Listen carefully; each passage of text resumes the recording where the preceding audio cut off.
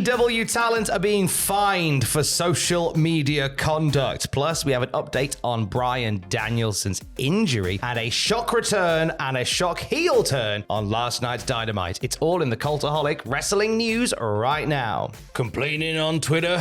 That's a paddling. Yes, it's all kicking off behind the scenes at AEW as Fightful Select give us an update on a report around Bryan Danielson. Now, it was reported just after Punk joined WWE that Bryan was one of those in the committee that led to Punk's dismissal. Yes, yeah. And it came to light from there that he also handed out fines behind the scenes.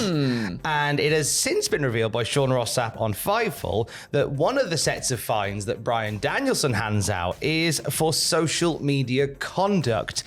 Sean Ross Sapp reporting last night that one or two talent within AEW have already received such fines. And Andrew, there's been a couple lately in AEW that could potentially have received those fines. Yeah, so recently Dr. Britt Baker has been outspoken online about her lack of promo time in AEW in comparison to others. Also, the Hardys obviously spoke very openly on Matt Hardy's podcast about their frustration with their direction or lack of direction in AEW. However, there's no confirmation if Baker or the Hardys are the ones who have been fined, but they are some people who have been rather outspoken recently about their sort of situation within the company. I guess it's a way of just sort of keeping people from going, because the big complaint, I think the one real complaint that comes from AEW talent online is just that lack of utilization. Yeah. Which comes from having a very big roster of people. And obviously that is an issue that they're working to, I would hope to think they're working to resolve in AEW. But in the meantime, it's doing something that stops people from speaking out online about that sort of thing. Yeah. It's such a I feel like it's such a difficult one because I feel bad for some of these talents who just want to be vocal about they're upset with maybe where they are in the company and maybe the things they're not really being afforded. Oh, getting paid to do nothing. Yeah. I feel so sad for them. I'm being playing devil's avocado on this. Okay. I'm being devil's avocado because there will be people that will think like that. Yeah. But I think the key thing with it is that these are people who want to do their gig. They're passionate about it. They want to be seen. They want to, they want to live. They do. They want to be free. and then there's also, I guess, the sense of you want to make sure that the company, if you're in sort of Tony Khan's shoes, or if you're in Bryan Danielson's shoes, obviously as well now, you want to make sure the company looks as professional as possible. Obviously, there's a lot of talk online recently about there being major upset and stuff within AEW, and maybe the morale isn't as high as what it has been in the past, and you kind of don't want to feed more fuel to that fire, I guess, too, and you kind of maybe want to rein it in, but then that comes at the freedom of other people being able to speak out at the same time. So I feel like it's quite difficult. I think you have to look at it as if it was any other job, and it's such a great, because obviously your social media is yours, and there's an element of you should be allowed to say what you can say, and you can, but I think it comes with consequence. I think if I was to go online today and just start railing on Adam Pacitti for the way that the company's run, I should have this, I need a pay rise, the building's not big enough, oh, I hate all my colleagues, blah, blah, blah, blah. I have the freedom to do that. I have absolutely the freedom to do that, but this is the thing that I think people forget online is you can do that sort of thing, but there will be consequences, those darn consequences for it. And also I think it's a conduct thing. I think if obviously it gives us, it's interesting when people talk about frustration in the company, it's stuff that we talk about here. And I'm very aware that Tony Khan is keen to stop these negative stories about AEW getting out. And I guess the best way to do it is hit him in the wallet. No, that's it. Yeah. Will Tony Khan be getting fined for any of the tweets? He puts out some spicy tweets sometimes. He does, but Tony Khan has never gone, oh, why aren't I being utilised on AEW? No, you make a good point. I think if Tony Khan starts complaining that he's not getting looking on AEW, I think there's a much deeper problem here. An update for Bryan Danielson. So yesterday we talked about the Collision tapings that took place on Tuesday, and he looked like he took a real bad beating to his eye. It was all cut and all bloody and all bad. Gee, it would make even Vader go, oh, that's a bit grim.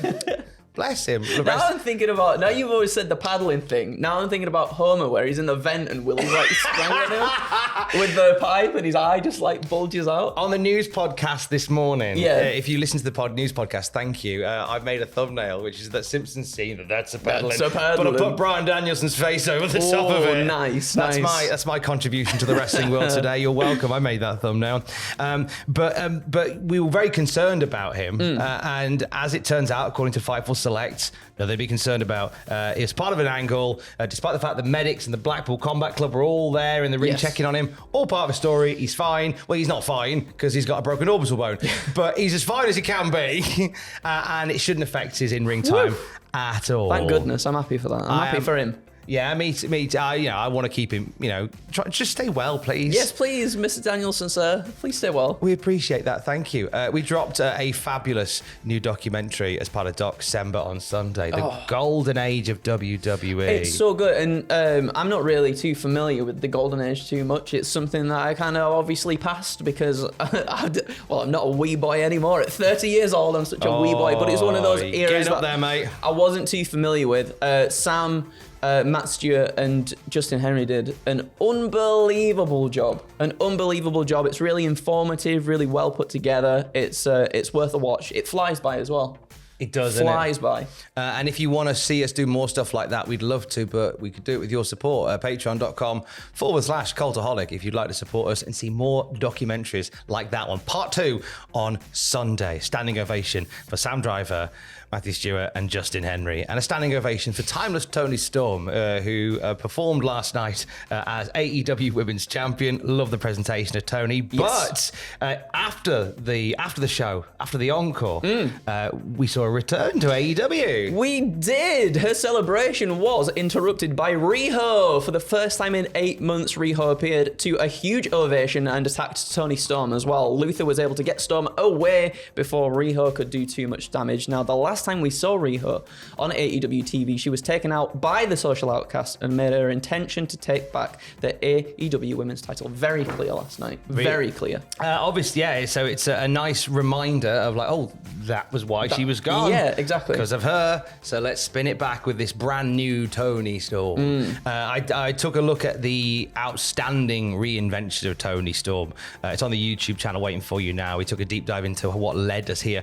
And I know that there's a lot that we say about AEW and there's a lot of stuff around them at the moment. I think they've done an absolutely fantastic job with Tony Storm. One of my favourite characters in wrestling at the moment is Timeless Tony Storm. Like the work that has gone into the presentation, and like the story as well that got us here, I think has been excellent. It's been magnificent, and I really enjoyed seeing it. And it looks like we're getting Tony Storm and Rio, which should be a banger. Yeah, I'm buzzing for that. Give me more of that, please. However, as well as a shock return last night, a very unsettling, slightly alarming, very arousing heel turn took place last night. Andrew, what on earth happened in that main event? Oh my goodness gracious me. Shayna Wayne, Nick Wayne's mother, cost Adam Copeland the TNT title last night on Dynamite. Now, when the referee was knocked out, Christian gave him a little kick in the balls when he wasn't looking. Ooh.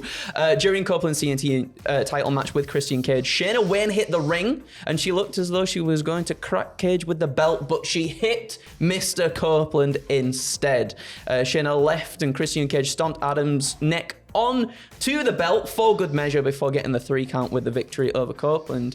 Shayna Wayne, what are you doing? Well, I mean, to be fair, she was in the ring when Adam hit Nick with the giant concerto, and he didn't have no remorse for that boy. So that's a mother's love for you, right there. That is a mother's love. But she kept us guessing up until she did it. She held that belt. She looked at Adam. She looked at Christian. She looked at Adam. Then she hit Adam. She is very much a master of invisibly lamenting a falsehood. If only there was an acronym that I could use to best describe her as a master of invisibly lamenting a falsehood. I cannot think of one for the life of me. Maybe you can in the comments down below. And for the latest wrestling news throughout the day, I'm on one today. You sure are. You can check out cultaholic.com. Keys. I love you, bye.